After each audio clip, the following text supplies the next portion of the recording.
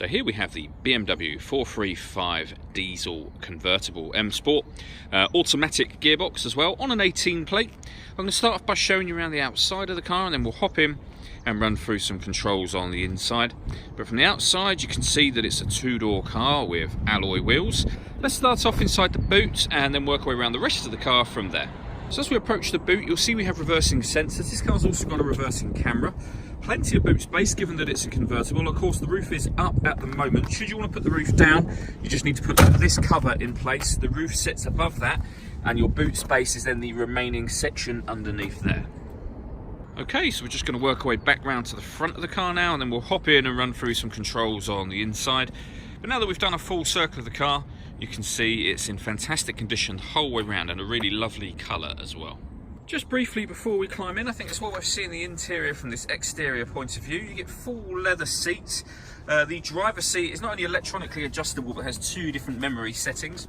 There's plenty to run through by way of controls in this car, so let's hop in and we'll do that now. Okay, so now that we're inside the car, we're going to start with the dials. On the left-hand side, we have the fuel gauge, followed by the speedometer and then the rev counter. You can see the total miles at the bottom there. They are 4,126. You can change the information displayed above that by pressing a button on the indicator stalk for various different bits of fuel economy information.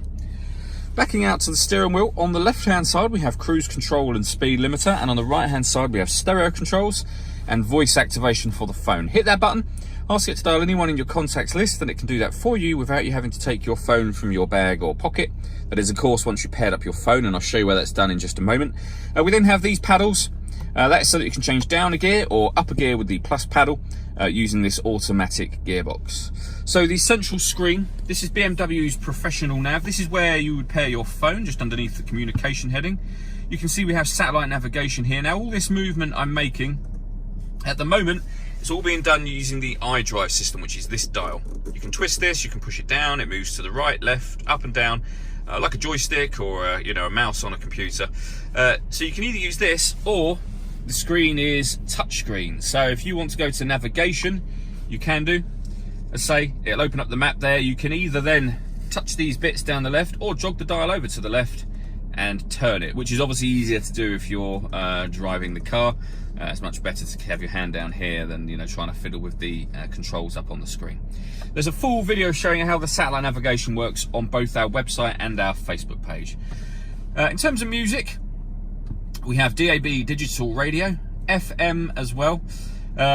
We've got the CD player. You can stream music wirelessly via Bluetooth audio, and we have USB input on top of that. And I did mention that this car had a reversing camera. You can see there it's a full color camera, and on the left hand side you'll get a visual guideline for the parking sensors as well. You can also, if you wish to, turn on guidelines so you can see where the car is headed in relation to the image that you see on the screen.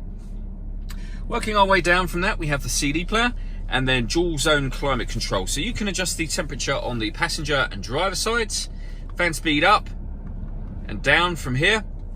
Hit that button to turn the air conditioning on, or hit auto and the car will maintain those temperatures by taking control of the fan speed itself. You can override that simply by pressing that same button again. We then also have a heated driver seat with 3 different heat settings, and the same on the passenger side just there. Underneath that you can see the USB input. We've got a couple of cup holders and a 12-volt charging socket. The fully automatic gearbox, next to which we have these buttons. This one will turn on or off the parking sensors, and this will turn off the traction control. This one in the middle changes the driving setup of the car. So you can put the car in sport mode, you can put it in comfort mode, you can put it in Eco Pro, and all of these changes are shown just up here. So comfort, sport, sport plus. So sport mode, for example, will give you firmer power steering, a more sensitive accelerator pedal.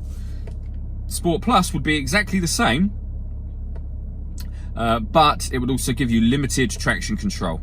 You can also put the car into comfort mode, which is your kind of everyday driving, and it will show you up on this screen at the same time as it shows you on the dashboard, these various different settings. So now what we're going to do is go through the roof controls. Before we do that, I just wanted to explain the button. So this button will operate the roof itself. So lifting that fully will bring the roof open. Pushing it down will close the roof. But we have these two buttons here as well. So if I press that, you can see there's 3 different settings for this button.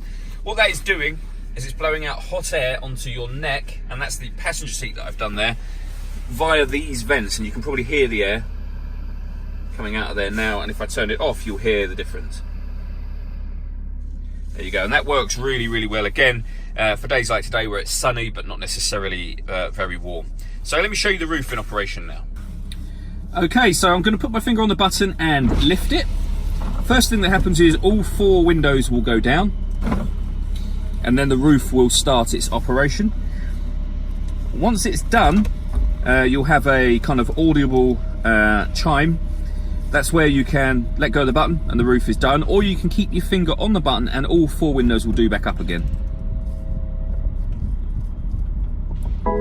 So there you go, that's the roof now down.